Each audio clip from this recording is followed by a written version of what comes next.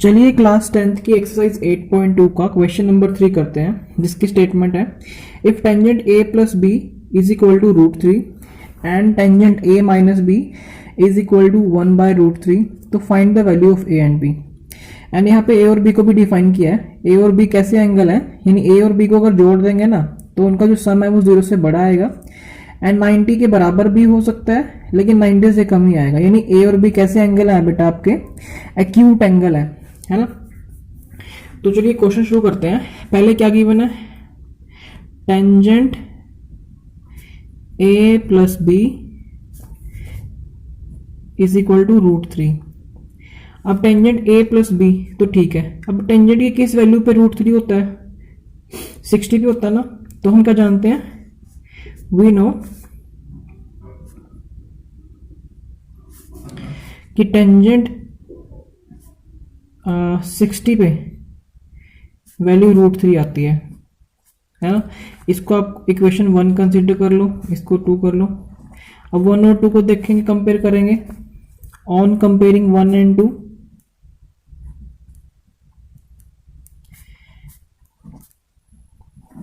One और 2 को compare करेंगे तो क्या पता लगेगा, हम इन दोनों को इक्वल रख सकते हैं ना। यानी tangent a plus B is equal to tangent 60 degree, है ना। अब देखो टेंजेंट, इधर भी टेंजेंट है इधर भी टेंजेंट है और इक्वल वैसे हैं दो चीजें, यानी अंदर लिखे हुए एंगल बराबर होंगे 60 के, है ना। ये एंगल भी तो इक्वल होंगे कंपेयर करने पे। इसका मतलब क्या है, a plus B is equal to 60 degree. इसे हम मान लेते हैं हमारी थर्ड इक्वेशन, इसका यूज हम बाद में करेंगे। अब सेकंड गिवन चीज क्या दे रखी है आपको, tangent a minus B is equal to 1/√3। इसको लिख लेंगे, tangent a minus B is equal to 1/√3। अब ये कब होती है, ये टेंजेंट 30 भी होती है वी नो।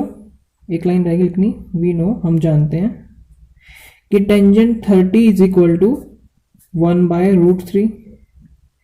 इसे फोर्थ इक्वेशन मानते हैं, इसे फिफ्थ मानते हैं। फिर आगे स्टेप जैसे उसमें किए थे, कंपेयर किए थे ना, ऐसे ही फोर्थ और फिफ्थ को कंपेयर करते हैं। On comparing fourth and fifth, fourth and fifth को कंपेयर करेंगे।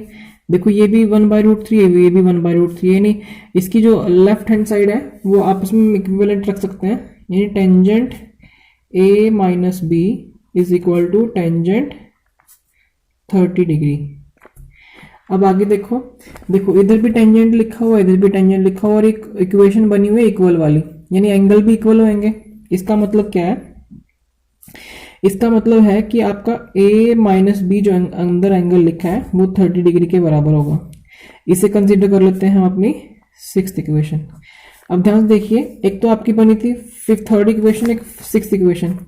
ये एक इक्वेशन बनी हुई है ना दोनों, जिनमें वेरिएबल a एंड b है। तो हम दोनों क्या कर सकते हैं, ऐड कर सकते हैं, यानी एलिमिनेशन मेथड लगाएंगे जो आपने थर्ड चैप्टर में पढ़ा है।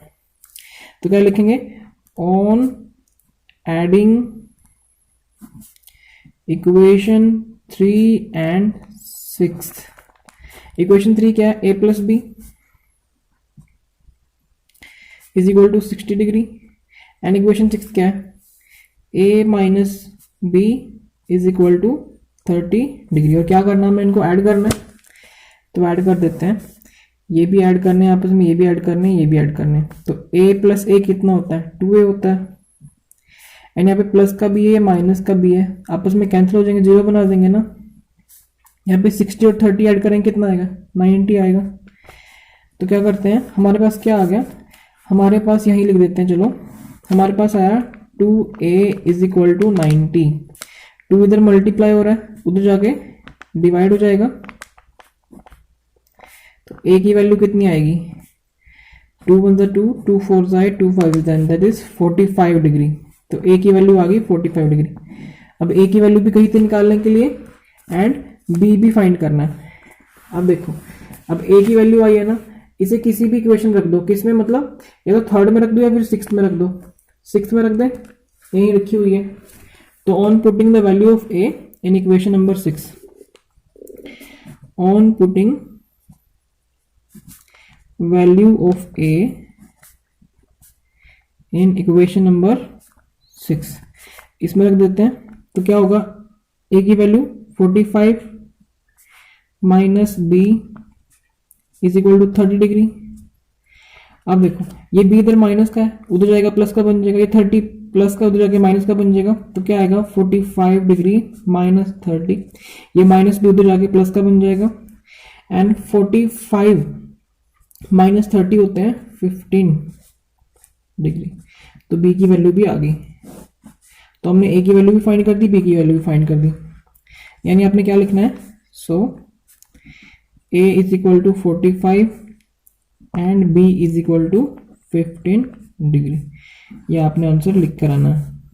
चलिए क्लास 10th की एक्सरसाइज 8.2 का 4th क्वेश्चन का फर्स्ट पार्ट करते हैं, जिसमें आपको बताना है whether the following are true और फॉल्स, जस्टिफाई योर आंसर। हमें बताना है कि गिवन कंडीशन ट्रू है कि फॉल्स है, और फिर जस्टिफिकेशन भी देनी है। चलिए अभी तो नहीं पता लग रहा है कि ट्रू है कि फॉल्स है। इसके लिए क्या करते हैं, पहले कि देखो sine A plus B and sine A plus B, यानी इनको हम अलग अलग से सॉल्व करेंगे।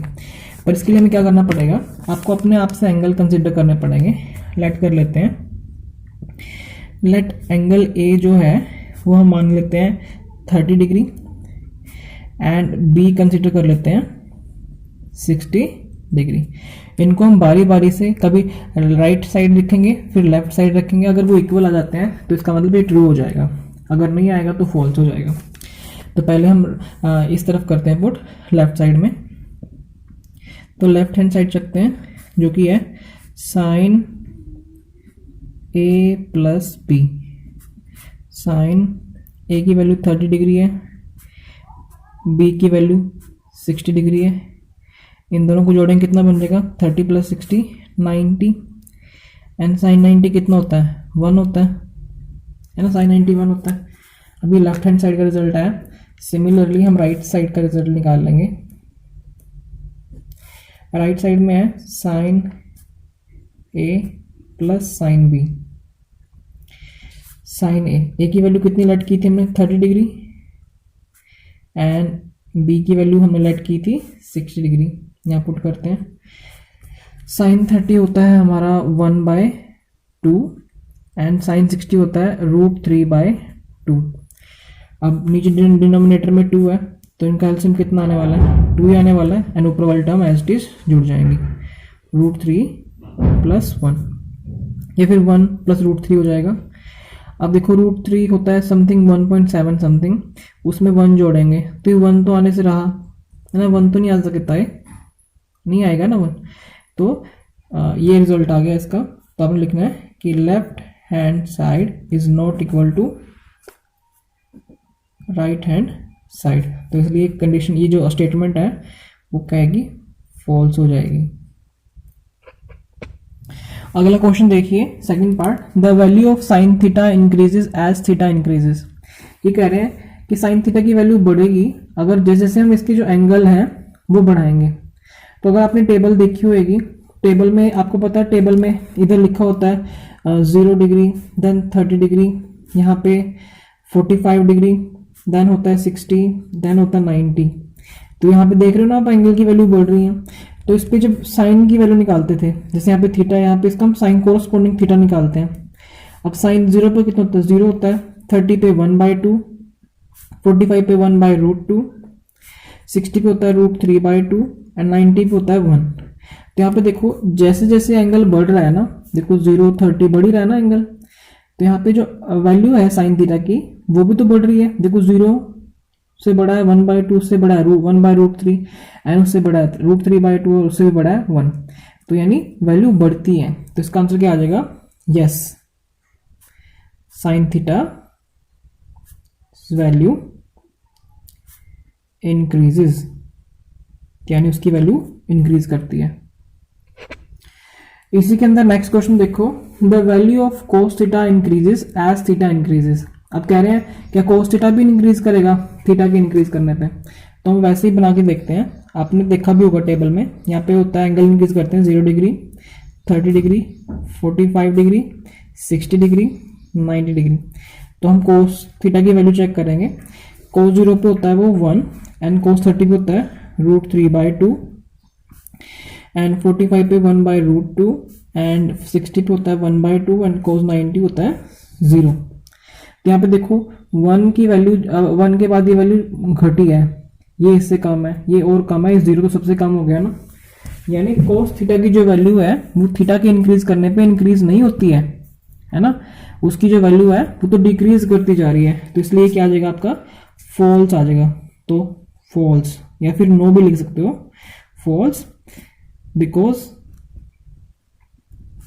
cos थीटाज वैल्यू, जो cos थीटा की जो वैल्यू है वो डिक्रीज करती है, डिक्रीजेस एज थीटा इंक्रीजेस।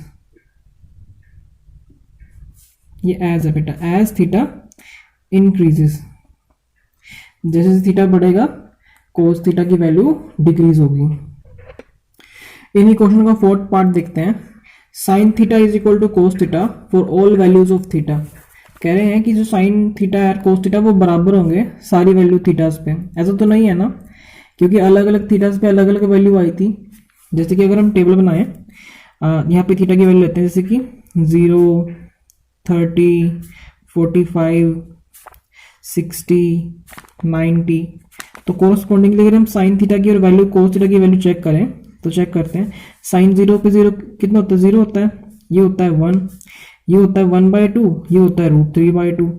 अलग अलग आ रही है ना वैल्यूज, सिर्फ 45 पे सेम वैल्यू शो करते हैं, 1/√2 एंड 1/√2 वैल्यू आती है। यहाँ पे इसकी वैल्यू आती है √3/2 एंड इसकी वैल्यू आती है 1/2। Sine 90 1, cos 90 0। तो देखो सारे थीटास पे तो नहीं आ रही ना सेम वैल्यू, बराबर नहीं रह रहे, है ना, तो इसलिए ट्रू है, नहीं फॉल्स है ये। So sine theta is equal to cos theta for all values of theta is a false condition. False condition है ये, क्योंकि ये तो सिर्फ 45 पे ही सेम वैल्यू देता है ना, because it shows same value on 45 degree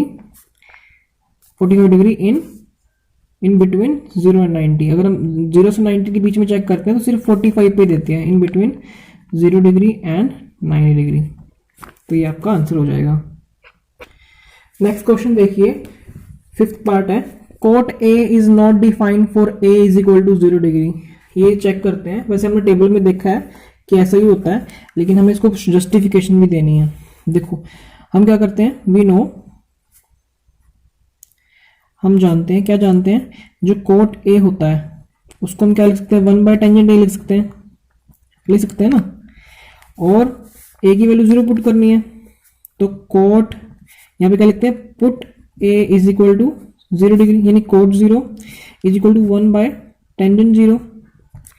and what we know, हम जानते हैं टेबल से, जो टेंजेंट ए होता है, टेंजेंट ए नहीं, टेंजेंट 0 जो होता है वो आपका 0 होता है। तो क्या होगा, यहाँ पे इसकी वैल्यू 0 रखी जाएगी, therefore cot 0 is equal to 1/0। And अगर डिनोमिनेटर में 0 आता है तो क्वांटिटी क्या बन जाती है, नॉट डिफाइंड बन जाती है ना, तो क्या बन जाएगा, नॉट डिफाइंड। इस प्रकार से आपने क्वेश्चन करना है।